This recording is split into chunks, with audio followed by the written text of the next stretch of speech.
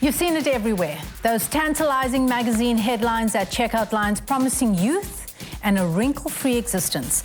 To delve into this ever-present topic, we've assembled a panel of experts. So joining us today are media personality Ingrid Jones, esteemed dermatologist Dr. Nomphelo Gantsho, and innovative fashion designer Helen Gibbs.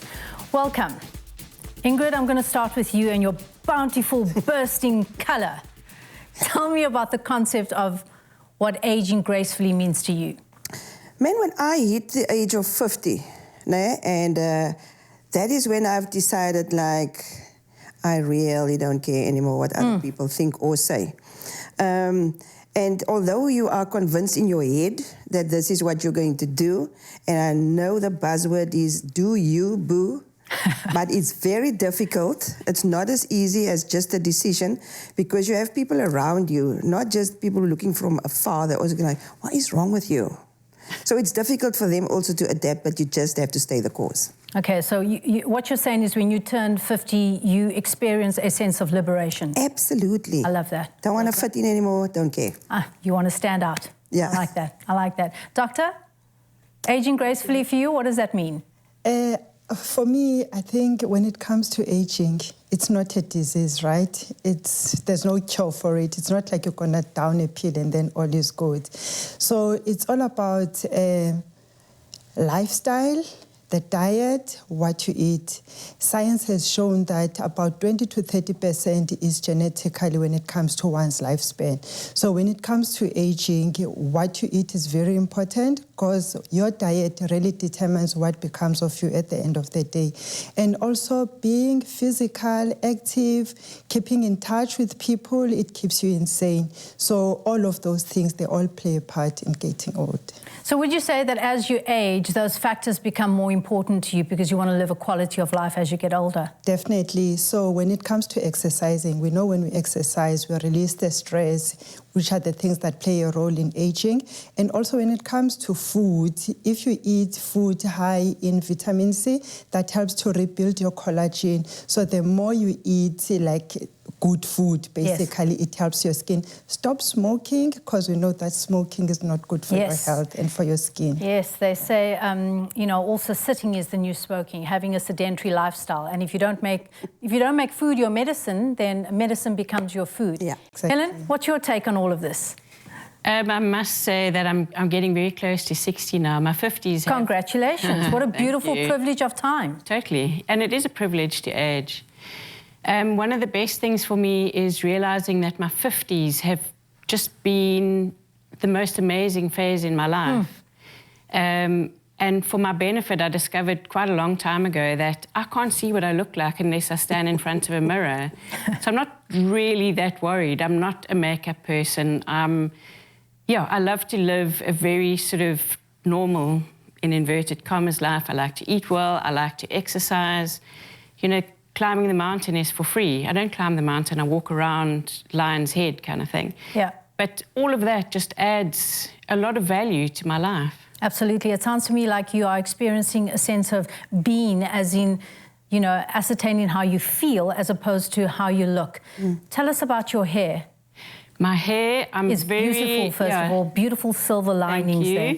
I loved the moment that I decided I was never going to dye my hair again. Please tell us about that. So I did the bleach story. I know Ingrid's also bleached her hair. I actually had to, I just wanted to know what it was like to have that really, really white hair. And I actually had to ask the hairdresser to go and get me some painkillers because I couldn't handle the pain on my scalp. And I promised myself there and then, that's it, I will never dye my hair again. And then, fortunately or unfortunately, I landed up in hospital having a back op. So I had quite a lot of time in bed, so it didn't matter what my hair really looked like. And that was it. So there was my opportunity to take 9 weeks to actually grow that out and never, ever dye my hair again. I love my grey hair. Beautiful. Lots of people comment, lots of people say, wow, that's really brave. It's not brave, it's actually normal. Absolutely. It's this thing with aging as well. Women, for example, we tend to dye our hair, for those of us that do, and then we put men on a pedestal when they go grey. It's like, oh my gosh, have you seen his salt and pepper hair? But so handsome, he's aging so wonderfully, but we don't do that enough with women, right? What is that? Look, in your intro, you talked about magazines, Yeah. right? In which industry I work. So I understand the standards that has been created for both sexes. Men are, the older they get, the more handsome they get, and the older we get, the more we have to do things to make ourselves look younger. Yeah. You can't stop the aging process. Yeah. And luckily, with the freedom of social media nowadays, and there's a whole thing called ageless fashion and style and dressing and so on, I think slowly but surely people are moving away from that cookie cutter. We all have to look like Shane Barbies just on the circuit now. But apparently there's like a lot of Barbies in the Barbie movie and representing all sorts of females. So yeah, I think we are moving to a better direction. I think things are changing in 2023, and I think that women are reclaiming so much more than what they used to back in the day. As a doctor, how do you feel in your practice? Is that changing? Are women coming in with more confidence, or are we still insecure when it comes to the way we look? So it's more of a race-related thing. So I'll say when it comes to Caucasian people, they like to look like beautiful, no lines, no nothing.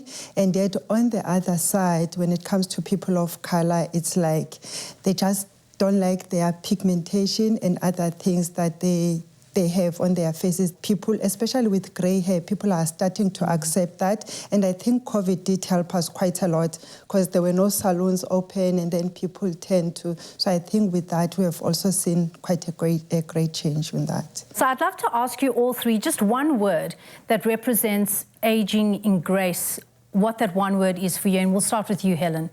I'd say acceptance. Nice. Ingrid? It's two words. Have fun. I love that, because life is short. So have fun. No one gets out alive, so have fun. Yeah, Doctor? be grateful of where you are at the moment, because other people never reach your age. So Absolutely. Once again, the privilege of time. We're all getting older, so whether it's exercise, diet, or wellness, or something else, what are you doing to age gracefully? Leave your pearls of wisdom on our social media pages with the hashtag #AfternoonExpress. If you're at home and hungry, don't go anywhere. Stay tuned as Pali and Tumi are on deck to whip up a veggie stir fry that's brimming with nutrition.